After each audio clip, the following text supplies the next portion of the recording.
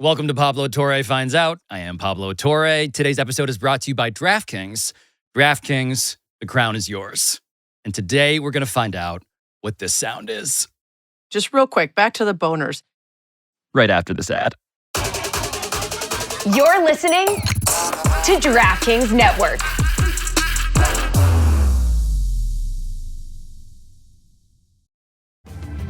This episode is brought to you by Love Hurts. Kiwi Kwan has had quite a career, from childhood roles in Indiana Jones and the Temple of Doom and The Goonies to a recent Academy Award win for Everything Everywhere All at Once. But now Ki finally stars as a leading man in the film Love Hurts. Love Hurts is the perfect date night movie with its mix of over-the-top action, comedy, and a ton of heart. Love Hurts, only at theaters February 7th.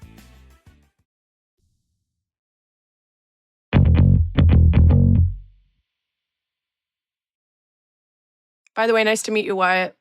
It's very nice to meet you. I'm not a good host. I'm not introducing I'm a very people. big fan of yours, and my husband and I really loved your show, Problem Areas, because I thought the vibe was just excellent. Thank you so much. That really means a lot. I'm a fan of yours as well. I was wondering if we had met before, but yeah, I've always been a big fan of you, and I miss seeing you on Around the Horn because you were so much fun on that show. Yeah.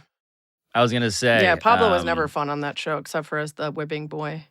I was going to say, I'm here too on the show. Yeah, you're fine on it. Yeah, you're okay. I'm getting a vibe that I did not ask for, actually, here. I mean, this show is just what you find out. It's not about what you ask for. What I found out is that you guys are already better friends with each other than you are with me, which is a hard thing to learn 3 seconds into a program. Yeah. We've already started 3 different text threads. Yeah. We actually started some group chats with multiple other people, too, but didn't invite you. Yeah. Sarah, it's good to see you. You, too. The last time you were on the show, you were super horny for mascots, and I presume that's still the case. Still am. When I was in college, I auditioned to be the mascot, and I didn't get it. At Carolina? At North Carolina, yeah. What's cool. what's the Rams' name? Ramses. Mm. They put a lot of thought into it. What was that audition like? They put you in the costume, and then you got to like dance around and do stuff. And I didn't really know what to do. I just thought it would be fun. And so I put it on, and I think I just did a bunch of like hip thrusts and crotch grabs. And they were like, that's enough, and told me I had done things in that costume that had never been done before and should never be done again. Somehow you were too horny for the Rams. I was going to say, I feel like we view mascots the same then. Yeah. The immediate urge was the crotch grab. Yeah. Those mascots are here for our sexual pleasure. Clearly. Have you seen Benny the Bull? Yeah. He's a smoke show. Yep. You can get it.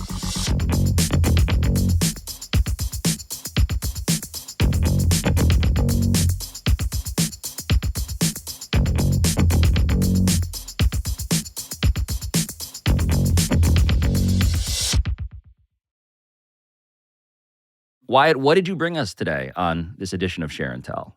So today I brought, we do have a Super Bowl coming up. There's a lot of talk about. Not familiar. Oh, well, there's a Super Bowl. There's a sport called football. Mm. Are you aware of that? Go on. It's different from the English football, but it's still with people, not with feet. But Super Bowl halftime show, Kendrick Lamar is performing. A lot of big conversation around that. Now that Taylor Swift will be in attendance at the Super Bowl, maybe Taylor Swift will be leaving the skybox to make a surprise appearance. Who knows? They do have a tune together. Yep. They do. That's right. Yeah, yep. Exactly. Or maybe Taylor Swift just sings it from the skybox. They just hand her a microphone and she slides the glass open and is like, I'll do my part. Sure. Blah, blah, blah. And then or she could Tom Cruise it and like fly down on a wire from the suite to the field. Like he did at the Olympics. Oh, sure. Burj Khalifa style, just rappel down the side of the building. I like that we've already checked off all of the SEO bait for the episode in the beginning of this topic. The biggest show on turf. And it wasn't always recognized as that. But there was a time when the halftime show, it would be like Up With People or a high school marching band. Yes. And it was just kind of filler while everyone went to the bathroom and no one really saw it Smoked a couple cigs in the locker room. Exactly, yeah. Oh, those were the good old days. You could just Did a smoke bunch in the of- locker room. Drugs that made your body still function, but completely unfeeling. Yeah, get drunk a little bit. So just in thinking about that, that's what the halftime show was. And then something had to change it. Right. There was some moment that was that sort of catalyst moment that said, your tube is not good enough.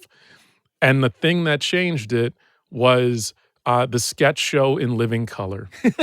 So I didn't know anything about this. Neither did I. And I've thought a lot about the halftime show as a cultural institution before. I didn't know about this until you brought it to us and we actually looked into it. Right. Yeah. You didn't believe me at first when I just told you this. I did not. And then you said we had to look into it. I mean, it actually does like demand a further explanation because it does not make sense, the sentence that you have said. I don't know. It makes pretty good sense to me.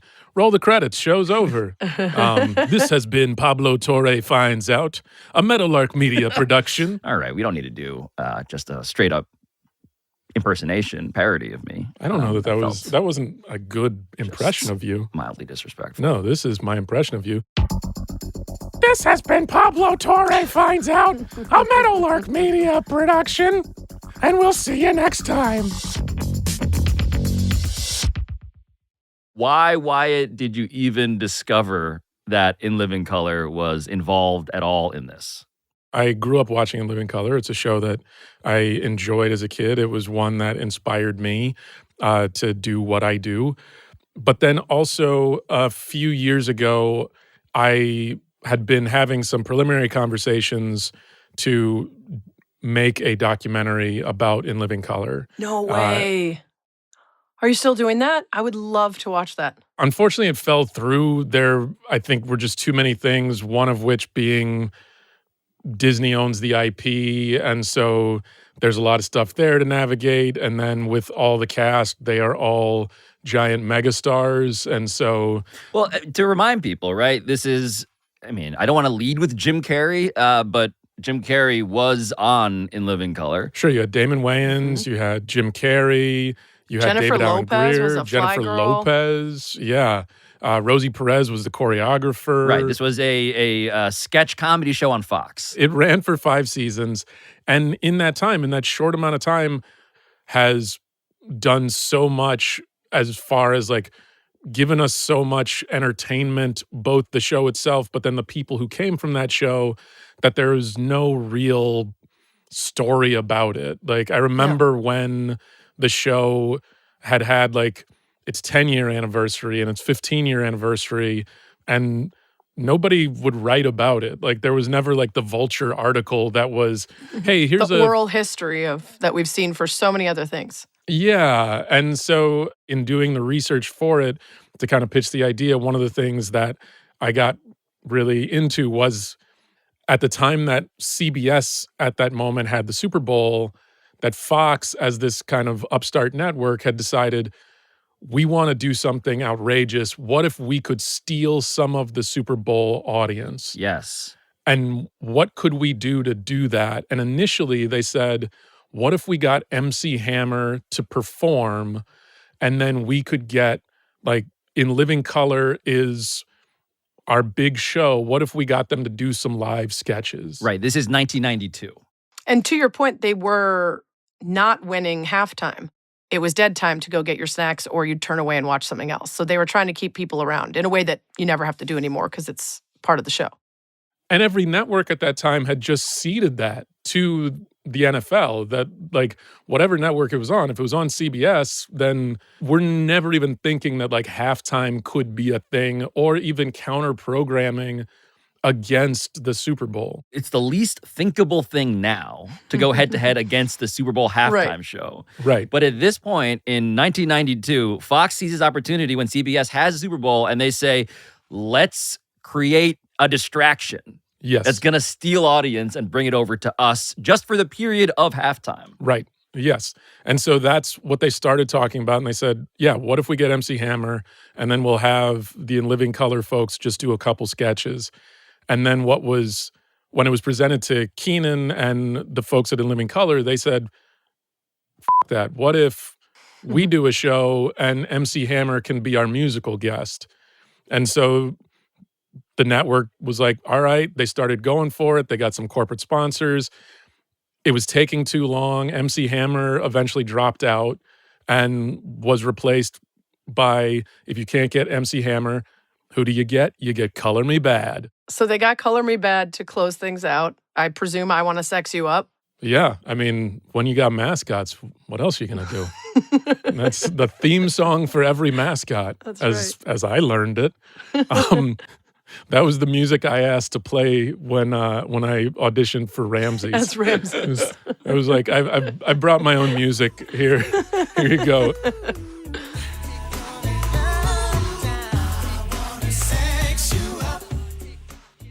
And now we have wet ass pussy.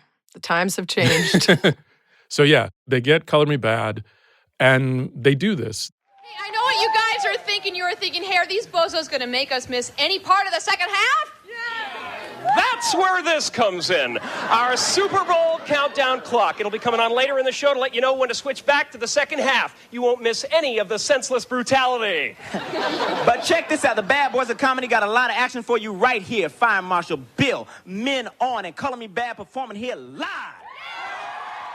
I love Wyatt. They have a clock in the bottom left corner. They're very clear about what they're trying to do. Yes. It's like they're playing a prank on CBS specifically. Because CBS had planned their Super Bowl halftime show would be a promo for the upcoming Winter Olympics, which would be a salute to the Winter Olympics that would feature 2 small ice rinks. I just like the idea of, on one channel is the In Living Color Super Bowl halftime party. And then in the Metrodome in Minneapolis is what is being hailed as this. Proudly presents the 1992 Super Bowl 26 Halftime Spectacular, Winter Magic.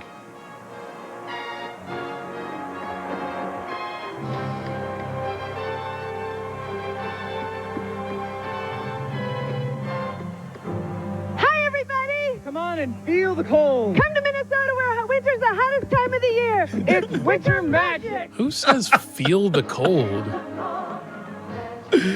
It's Winter Magic, Wyatt. You know.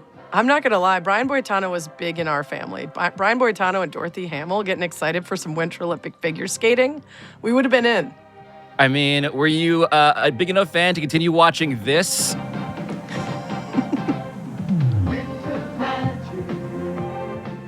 No. Nope. Like the visuals on this. There are umbrellas with snowflakes painted on. It does sort of. I mean, in a way, though, it does resemble Super Bowl halftimes in the sense of, taking over the field with all these dancers and visual elements. It's just so, corny. They go on to do, Christmas songs. Right, yeah. It's February. It's a Super Bowl. They're, doing... It's kind of mind-blowing. It's again, Brian Boitano, Dorothy Hamill, the 1980 U.S. Olympic hockey team. Right, yeah. Shows up at one point. Yeah. They also have jet skis, but the jet skis are on wheels. So they're being held up on wheels, and so they can drive around. They do the dance of the Sugar Plum Fairy at one point. And meanwhile, over on Fox, this is happening. Jewelry. Check it out. Super Bowl rings and things. Now, I know some of y'all sitting out there saying, homeboys, these rings are a little big for me. That's why with every purchase, we're going to give you absolutely free this jar of NFL vitamins. That's right. Within 6 months, you'll be wearing these bad boys like pinky rings. Oh, so good. I can't believe I've never seen that before. Holding a giant plastic cheese ball jug just full of steroids. Right. They were poking fingers in all of the eyes available to them. All the bears were getting poked that day. Yeah. And the whole show, I mean, everything was just all over football, and people loved it. They drew a huge portion of the audience away. Yes. And even kept some of it. And so the gambit worked, and it was successful. And after that, the decision was made, we have to do something different. And we can't. There became a fear that now this is like, we have shown a weakness. We have to come back with the most strength possible. What's also fascinating, and for the youngsters watching, they might not realize this, but Fox Network did not launch until 1986. So this is 4 years after the network launched. And if you remember, the beginning of the network was all about being disruptive to the traditional ABC, NBC, CBS. It was Tracy Ullman, The Simpsons, In Living Color, Married with Children. Yeah. It was all these things that were a little bit edgier. And the idea that Fox now couldn't do those sketches because they want the rights and own the rights. Like, everyone's in bed with the NFL now, or everyone feels like they have a chance to be in bed because you can even have games as Netflix and streaming services. Back then, Fox was like the little kid, the little brother that was never going to win rights to have the games. So they felt perfectly comfortable skewering them. Like, you just don't see that these days from major networks. Correct. Because they all have to be playing nice just in case they have a deal with them. The same way like ESPN had to stop running that Playmaker show. and the NFL was like, yeah, sorry, you can't do that. They have so much power now that to watch that is something to think about here, where it's like, oh, you could just do that then, because they didn't think they had a shot. And now, of course, Fox is in bed with the giant. Well, and also what's wild too is thinking about just how cautious those networks get, because at that time, so they had 2 sponsors that were interested in being the corporate sponsor for the In Living Color halftime show. One was Frito-Lay and the other was Pepsi. And at the time, Pepsi was really excited about this idea, and they started talking about, hey, if this works, then maybe we could also take the characters from In Living Color and put them in the Pepsi Challenge. And so we'll take like Homie the Clown and do some Pepsi Challenge spots with Homie the Clown. And we'll take, the Men On guys and put them in some Pepsi Challenge things, which now is a thing that you see more commonly, where you do see like sketch characters from SNL being used in commercials. This was the proto of that, but the live In Living Color, they were so disruptive and so like it's insane to watch it. They pushed the boundary so far, one of which making a joke about Richard Gere, that there was. Oh my God, yes. There at the time there had been a. We all grew up with the gerbil story. We all knew the gerbil story. Sure, yes, but there might be younger audience members who are not familiar with this. But there was a time where it had been intimated that Richard Gere had gotten intimate with a gerbil. Well, the gerbil had gotten into Richard Gere, I think.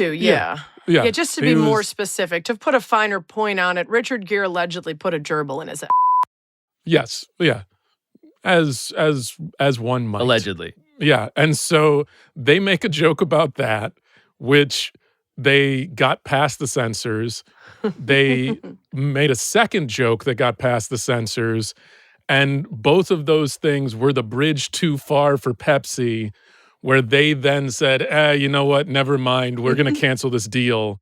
And so the NFL, and rather the networks that have the rights to the most important piece of cultural real estate that we have now, they decide to change gears. Yeah, to sort of silence tiny little Fox at the time. And they went and they got Michael Jackson, the biggest pop star of the moment.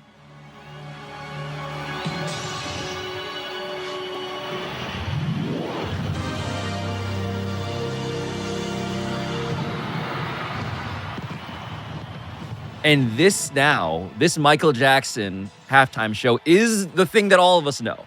Yes, and it sets the precedent. Literally, American culture was never the same because In Living Color threatened those dancing children in the Metrodome. To your point about, going hard, once you pull out your Michael Jackson, so to speak, no one's really going to lay what they've got on the table to try to compete. So once you've established that this is what the halftime show looks like from here on out. Exactly. It's no longer about trying to counter program. It's about understanding that it's you're not winning. The war was over. Yes. Right. Nuclear deterrence had prevailed. Right. Yes. But it also then set the precedent and set the standard for the NFL that, well, we got to do this every year now. And so then every year it became, all right, who's a giant sponsor we can get? So Pepsi, even though they initially were going to be in bed with Fox and In Living Color, they were like, we're good. Oh, Michael Jackson, the Super Bowl, you can have our money. There's nothing controversial about I was gonna this. say, we want nothing to do with way. controversy, so we're backing Michael Jackson. In no way will this age poorly, to be laughed at later by podcasters revisiting the history of this program. But also age poorly 7 months later, because the first Michael Jackson child abuse allegations came out that summer. Oh. So that Super Bowl, Michael Jackson performs, and not just performs, does a whole section about kids and wanting to love and protect the kids. They do We Are the World with a children's choir. And then does a thing where the audience participation is holding up little stick figures of children while he goes and stands among children and picks them up and is like doing a whole thing. That summer is when those allegations come out. Luckily, though, this year, there is thankfully zero subtext when it comes to such a topic with the current performer we're about to watch together. Yep. Nothing to do with minors whatsoever.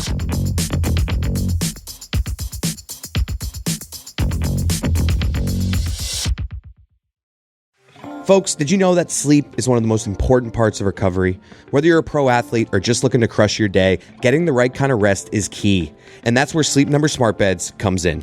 Since 2018, Sleep Number has partnered with the NFL to help elite athletes get quality sleep that they need to perform at their best. In fact, 80% of NFL players sleep on Sleep Number Smart Beds. Tough workout? The Sleep Number Smart Bed can be adjusted to suit your needs. Firmer one night, softer the next, giving you the ultimate recovery boost. And let's talk about those sweaty, sleepless nights. The new Climate Cool Smart Bed adjusts up to 15 degrees cooler on either side with scientifically designed cooling programs to keep you comfortable and undisturbed. Sleep Number Smart Beds don't just help you sleep, they learn how you sleep, providing personalized insights to help you get even better rest. It's like having a sleep coach right in your bedroom. Why choose a Sleep Number Smart Bed? So you can choose your ideal comfort on either side. And now, save 50% on the new Sleep Number Limited Edition Smart Bed. Limited time, exclusively at a Sleep Number store near you. See store or sleepnumber.com for details.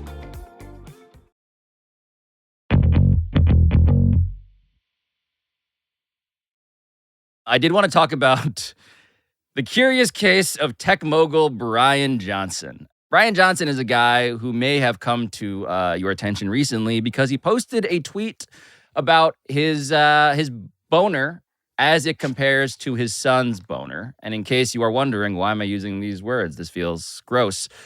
Here's the tweet. Quote, nighttime erection data from my 19-year-old son at Talmadge Johnson and me. His duration is 2 minutes longer than mine. Raise children to stand tall, be firm, and be upright. Followed by all of these biometric boner charts. So, you know, this is the guy, in case you weren't familiar, also in the documentary, Don't Die. He's the guy. You guys, I mean, hold on. Before I go any further, you guys had heard of Bryan Johnson before I said we got to learn about the boner data? Yeah. I had only remembered seeing the photo of him where he got a bunch of fat injected in his face and he looked like that lady who got more and more progressively like a cat due to her plastic Jocelyn surgery. Wildenstein. That's the only reference point I had to this guy. That lady's name. I can't believe you know the cat lady's name. Yeah, Jocelyn Wildenstein lives rent-free in my brain. Also, hashtag rest in peace, Jocelyn. She just passed away. Wow. We lost her in 2024. I guess I should say meow. Catnap in peace. So you sweet, sweet Sheba. This is what Bryan Johnson looks like in the photo Sarah was alluding to as he was engaged in Project Babyface. So Bryan Johnson, Sarah, is the guy who is basically on a mission to reverse aging. And he has done this in a way that has been startling and has a sports context. LeBron James famously has been spending $1 million a year on his body. But Bryan Johnson, in comparison, spends about $2 million a year on his body. And so that's according to reporting from Ashlee Vance, formerly of Bloomberg, who chronicled this, was involved with the documentary. Is now running a great publication called Core Memory, in which he talked about interviewing Bryan Johnson. This is a very rich tech guy who's like, I'm going to be the face and the leader of a movement in which I'm going to basically discover where people have been too afraid to go when it comes to living forever. And in case you were wondering, I wanted to find out, how does one measure such boner data? You do it this way. Oh, yeah. And what is this other contraption that you've That given me? is how you can measure your nighttime erections. I mean, where am I going to put that? Yeah, so you put it on your shaft and just gently, there you go, gently pull that. And so there you go. I'm sorry. I just go to sleep hard and I wake up hard. Don't have to get ready if you stay ready. You know what I mean? Yeah, Bryan, you need to work on that endurance, my man. Get your numbers up, Bryan. His phallus turgid. Turgid. Turgid's a great. What a good word. When else is Rarely turgid used if not for sort of like erection flaccid description? Yeah. You can't say flaccid Right. without thinking of a dick.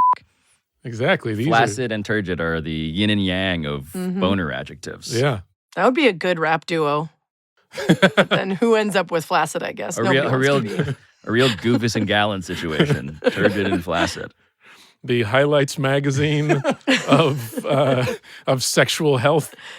What Bryan Johnson is trying to say, though, about his erection and his son's erection is that they're very nighttime erections. Just clarifying, they're nighttime erections. Nocturnal. His Separate, nocturnal. not linked together. Well, Hopefully. separate and unequal, it turns out, is what he's making the case. His son, Bryan Johnson is trying to assert that his nighttime nocturnal turgidity is to be reckoned with. And Sarah, I just want to explain who Bryan Johnson is because he is the star of this doc called Don't Die on Netflix. I want to just give a clip from the trailer just to give a sense for people to catch up real quick on what kind of an archetype we're dealing with. I do worry about him. I've never felt more understood by anyone than with you. I really want to have multiple lifetimes with my son. 100 years is not going to be enough. What if you donate your plasma to me? I will to Dad. It'll be this multi-generational thing. You guys look awesome. You don't, though. So it stops on a clip of them in a photo shoot. It's Bryan, his dad, and Bryan's son, who is the aforementioned Talmadge. Turgid Talmadge. Turgid Talmadge. They basically made sort of just, they gave plasma to each other, youngest to next oldest, in a way that feels like exactly what we were joking that Peter Thiel was doing with his blood boy in Silicon Valley. Bryan Johnson is saying this is part of his very detailed and now public plan for how you can live forever. Right, yeah. Vampire your children. Mm-hmm. I mean, and then test each other's boners. I'm trying to piece together how we went from getting plasma to boner data. Well, I mean, you get 3 to 5 guys in a room, and there's nothing on TV. It's at some point, I think, just naturally the conversation is gonna wind its way to boner data. Right. It's what's that? You talk long enough and Hitler comes up. It's that for men with dicks. Yeah. Yeah. It's however many monkeys in a room eventually typing out boner data. Yeah. I believe is how that. Yeah. That old saying goes. Bryan Johnson, by the way, it's just interesting how, like I mentioned, Peter Thiel, who was, again, from the PayPal mafia famously with Elon and David Sachs and all these gargoyles that we know now. But Bryan Johnson, he had built an online payment processing company himself called Braintree, which bought Venmo, and then he sold Braintree, it turns out, to PayPal in 2013 for $800 million, which is to say that somehow like online payment processing is a real through line in the dystopian future we have entered. Just real quick, back to the boners. His name is Johnson. It's a little on the nose or I guess on the but the point is he's testing his boners next to his son's in order to prove that part of the aging process that isn't affecting him is sexual virility. I mean, what he's saying is that one of the indicators of the way in which he has slowed the rate of aging is nighttime erections. And so Bryan Johnson at age 47 is on par with his 19-year-old. Couldn't you compare it to other 47-year-olds instead? Or couldn't you compare it to anonymous data from many people in their early 20s? Instead of, weirdly, posting about your son's boners, tagging him in those posts, and then saying, raise your kids to stand firm and upright. This part to me is like a departure from the already weird obsession with not dying, is also this desire to be connected to his son, both in terms of like injecting his plasma into him, but then also having boner offs. Like, is this weird to you guys, or am I just a woman? No, there's a very weird part of like just skimming over it. I mean, even as you said it, it is like, when you put it like that, I mean, he's sharing his son's medical data, which also feels like a violation, and everything about it, what you've shown me, what I've read about it, what I see in that dynamic with the son, if there's anyone I am horribly worried for, it is Talmadge Johnson, because at some point, Bryan is going to realize maybe there's science where I could just put my brain in Talmadge's body. Like, he's saying, oh, I want us all to live forever. Or clone him, or, any number of weird sci-fi rich person weird things to take the next step. Like, he wants to get out his own son. Yeah. Yeah. Or Talmadge might already be in the sunken place. He's in the cult. He did quote tweet the tweet from his dad saying, quote, I'm grateful for the way my dad has raised me, period. Yeah, he's already, that sounds like something you'd write with a gun to your head. He's in the Turgid Place. He's in the Turgid Place. He can't think straight. He's constantly erect. His dad won't let him stop getting boners. Also, not the point of the clip, but isn't he rich enough to get a more believable hair dye? That doesn't occur in nature. Like, if the point is to look younger, like a real easy, just boxed hair dye is not going to cost you much, and it's going to do wonders for selling people on your age. Right. I do feel like for all of the sincerity and for all of the pills and for all of the, 4:30 a.m. wake-ups he has, like, it must suck when someone's like, it kind of looked like you're in your mid-40s. Right. You guys are familiar with ESPN announcer Mark Jones? Yeah, Mark Jones is on The Substance. Well, I just want to know what program Mark Jones is on. Mark Jones is 63 years old. Yeah. Mark Jones looks younger than Bryan Johnson, and it's not close. I'm 85. What are you talking about? Yeah. It's called melanin, my friend. Yeah, exactly. Get you some. Yeah. He doesn't need 130 pills. Just get some melanin.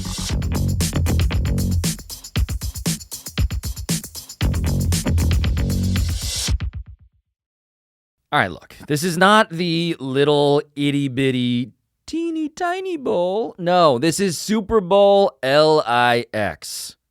LIX, that's right. And get in on the action at DraftKings Sportsbook, an official sports betting partner of Super Bowl 59. And scoring touchdowns, as you may have heard, is key to hoisting the Vince Lombardi Trophy. And you have a shot to score big by betting on those touchdowns at DraftKings Sportsbook, the #1 place to bet touchdowns. New DraftKings customers can bet $5 to get $200 in bonus bets instantly. So download the DraftKings Sportsbook app and use code Pablo. That is code Pablo for new customers to get $200 in bonus bets instantly when you bet just $5 only on DraftKings Sportsbook. The crown is yours. Gambling problem? Call 1-800-GAMBLER. In New York, call 877-8-HOPE-NY or text HOPE-NY 467-369. In Connecticut, help is available for problem gambling. Call 888-789-7777 or visit ccpg.org. Please play responsibly. On behalf of Boot Hill Casino and Resort in Kansas, 21 and over. Age and eligibility varies by jurisdiction. Void in Ontario. Bonus bets expire 168 hours after issuance. For additional terms and responsible gaming resources, see dkng.co/audio.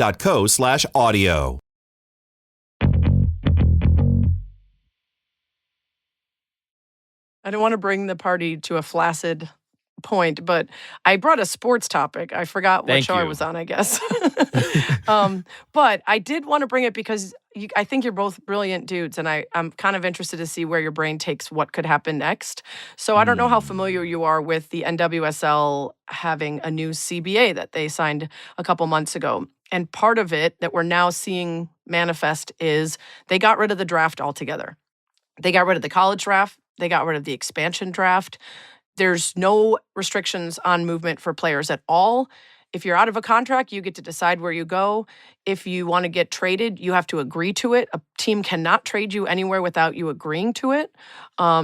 And free agents can sign whenever they want. There's not even restricted free agency where the team that originally had their rights has a chance to match. It is entirely players' rights now. And this is in part because the NWSL was having trouble competing with World Soccer and FIFA that operated in entirely different way, right? So if a global team was trying to get you to play for them, you might choose them purely because you don't want to get drafted to somewhere that you have no choice. And, you know, that was a disadvantage to the NWSL. So this is the first real off season where we're seeing not only collegiate and younger players just sign with whatever team they choose, but also seeing all these free agents potentially choose NWSL, WSL, which is the European Women's League in England. Naomi Girma, who's a superstar for the U.S. national team and was playing for the San Diego Wave, just left and went to Chelsea out in England, had the biggest transfer fee of over $1 million for a female player ever, and signed a 4-year deal with them. And because of the way they restructured their rules, that was able to happen during a transfer window. Yeah, that's right. Naomi Girma is a Chelsea player, which means Naomi Girma is now the world's most expensive player. Naomi, welcome to Chelsea. How does it feel to be here? It doesn't feel real. I'm just so excited to be here in person now. It doesn't feel real. I actually just want to jump in to say that, like, it's amazing that the NWSL, the National Women's Soccer League, did the thing that every think PC analyst in sports has been musing about, which is abolish the draft. Yeah. No league in America has done that of this stature. And so the experiment, which I'm one of those people in that choir, by the way, of just like, look, there are two levels, Wyatt. Like, one is the level of fairness, obviously. Like, it's insane always that in this industry, in sports, you have zero control, despite having all of this value over what you are and where you are going to actually use your talents, to misparaphrase LeBron James. But then the second level is like, well, doesn't that also, as much as I love the draft, raise new opportunities for like what to do in replacement of it? The television show of the draft, you abolish that too. And that's always, John Skipper says it all the time. Like, the reason he would never want to do it is because the TV show.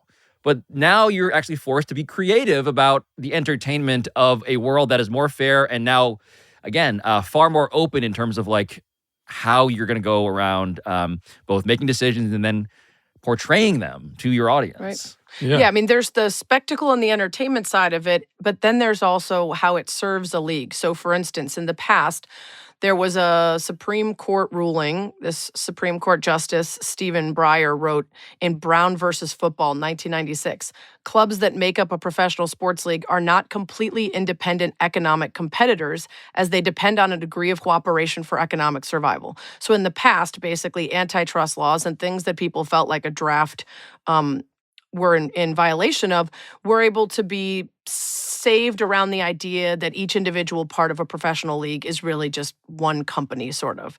And in the NWSL, that argument really wouldn't have worked because it didn't help the health of the league to have a draft when the rest of global football didn't. Right. So it benefits the health of the NWSL to operate in the same system as FIFA football and global football. The NFL would have different rules. The NBA would have different rules. So yes, it's very interesting to think about for player rights purposes how you might replace the draft and do something else. But also, it would be harder to get rid of it in the professional men's leagues in the U.S. because of the fact that they aren't really operating in a global system the same way the NWSL wants to. With the NWSL and the things that they've put forward, is that also something that exists in the European League? Or are there things that the NWSL are doing that aren't just the same as what you're seeing in the European League, but maybe even a step further? No, this is a very essentially American thing to take away an individual's rights and put them instead with a league or a team. In global football, with let's say Naomi Gurma and transfer fees. Naomi Gurma is headed to Chelsea because she wanted to go there and they wanted her. She was under contract with the San Diego Wave of the NWSL through the end of 2026. So first, San Diego and Chelsea have to agree on a transfer fee, which is the amount of money Chelsea is going to pay San Diego to have the rights to Naomi Gurma. That's over $1 million. And then they also have to convince Naomi Gurma to go there and sign there. Even if they agreed on the trade and the transfer fee, she would not have to go there unless she agreed to it. So at every turn, there is both a negotiation between clubs on a transfer fee and a negotiation between player and club. An interesting element that is potentially going to come up and is already being discussed in the MLS is, should a player get a percentage of that transfer fee? Because ultimately, it's their value that's dictating how much is being paid and why. So soccer is basically operating now in terms of global rules because we're behind. America is the one catching up. Whereas all the other leagues, we're sort of setting the precedent. And so I think it'd be harder to unravel. But if I were a men's professional athlete in the US looking over at the NWSL, would I have a lot of thoughts about how much better it would be to be able to pick where I got to go instead of getting sent to fill in the blank, where allegedly parity is what's driving things, but you know that it's a bad team that's poorly run with bad facilities, bad owners, everything else, and you have no choice. You're stuck there. It's an amazing thing, right? Like, the argument for the draft is inescapably socialist. And we have all of these capitalists who are saying we must have this because that is parity, right? Like, otherwise, small markets will lose out to big markets. The most marquee teams will always get the best players because why would they want to go to fill in the blank, Cincinnati / whatever, like just also ran market. But it's corporate socialism, which capitalists have never had a problem with corporate socialism. It's not socialism for the individual, the player, the collective in that way. Capitalists love corporate socialism. And again, I'm somebody who, like, my whole thing on tanking, right, is that the problem with tanking is that it works. It makes sense to do it because you're following incentives. Like, it's an amazing thing to have the number 1 overall pick because you suck. Right. But in a world in which there is no draft, how have these decisions been made? Like, what's happening, I guess, is my question. Now that the experiment for the first time is finally being run in America. You just made me think of something that I want to add, which is another way that women's leagues are saying what we've always done doesn't have to be the way we keep doing it. The Professional Women's Hockey League, the PWHL, uses a draft order point system so that the team with the most points after they've been eliminated gets a better pick. Oh, so once you know you're not making it, you have to try hard. Win. You have to try and instead win. of getting worse. So there's a lot of ways that I think women's professional sports are trying to look at what we've complained about for decades on the men's side. Unrivaled, for instance, uses an Elam ending for the fourth quarter of every single game. If people aren't familiar with that, it means you've got target score. You've got a game winner every single game instead of let's have 8,000 free throws and drag out the finish. So women's sports are looking at the things that aren't working in men's and trying out new things because they're not beholden to nostalgia and tradition and people who will be mad about, mixing things up. As far as the NWSL goes, we are right in the midst of seeing the first handful of college players getting signed to teams. It's missing a bit of the pageantry in terms of draft day night, but I had the executive director of the NWSL PA, Megan Burke, on, and the Players Association president, Tori Huster, on my podcast, Good Game with Sarah Spain, plug there, to talk about this right after the CBA went through. And one of the things they talked about is that was an artificial pageantry. The real moment where you feel like a pro is when you sign your contract, not when you put the hat on. So can you make that my pro moment? Can you find a way to put some pageantry behind the contract signing and that decision? Or in high school, for instance, we've got the people who line up the hats on the table and then, tell you where they're going on decision day. You could do that sort of thing the same way for players that are getting to decide their team as opposed to being drafted. Make it so that instead of the employer having all of these suitors, you turn the tables. The dating game. the dating game. You've got the player, and then behind the wall, you've got 4 teams. Yes. Who are saying, here's our facilities. Here's our record of winning. Here's where you'll live if you live here. Here's our tax situation in our city. Exactly. And the thing is, like, there are some legitimate questions about this in terms of how do you make sure teams are able to keep up, especially smaller markets? How do you ensure that there is a little bit of parity and it's not super lopsided? How do you keep fans interested in an also ran team if they don't have the hope of a draft, the hope of that savior that's coming in? Sure. On the other hand, you force every team to have better resources and investment and good coaches and a plan to win because they can't get by on luck and the idea that if they fail, they're still going to get a shot at a star. There's loyalty and respect going both ways where a player wants to be there and you want to have them that might result in better relationships and conversations when you have to choose where you want to go and stay there if you want to stay there. I mean, I think there's a lot of doomsday scenarios to keep a system in place the same way that we had doomsday scenarios about NIL and paying players in college solely so that we could keep the billionaires rich and keep the player without any rights.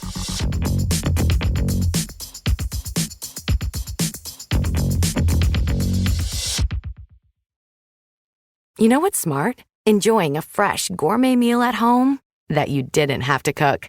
Meet Factor, your loophole in the laws of mealtime. Chef-crafted meals delivered with a tap, ready in just 2 minutes. You know what's even smarter? Treating yourself without cheating your goals. Factor is dietitian approved, chef prepared, and you plated. Pretty smart, huh? Refresh your routine and eat smart with Factor. Learn more at factormeals.com.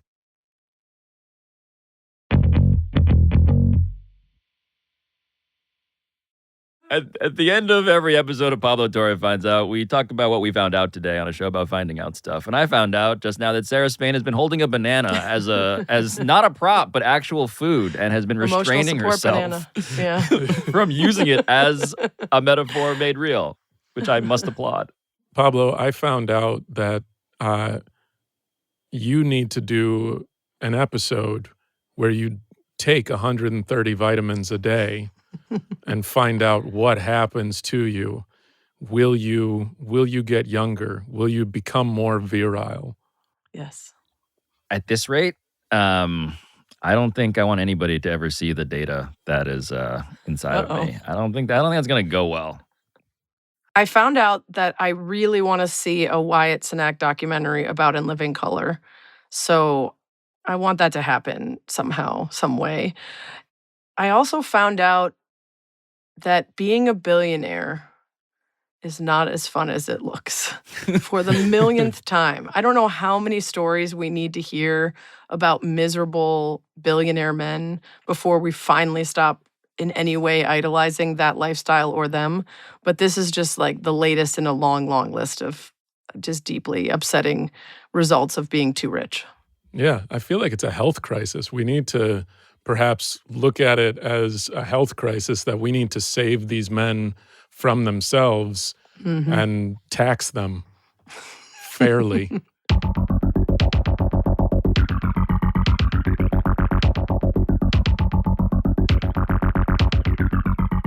This has been Pablo Torre Finds Out, a Meadowlark Media production, and we'll see you next time.